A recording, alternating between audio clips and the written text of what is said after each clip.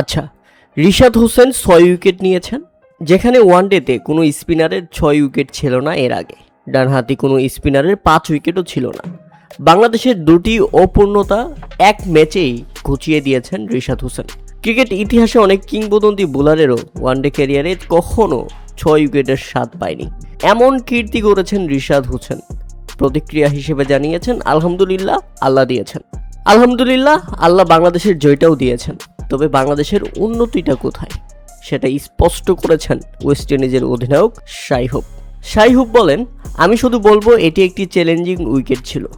এমন একটি উইকেট যেখানে আপনি একজন ব্যাটসম্যান হিসেবে আপনি সকালে ঘুম থেকে উঠেও এখানে ব্যাট করার স্বপ্ন পর্যন্ত দেখতে চাইবেন না।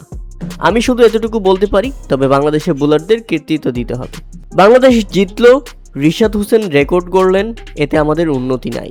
আমরা বিশ্বমঞ্চে পারফর্ম করতে পারবো না।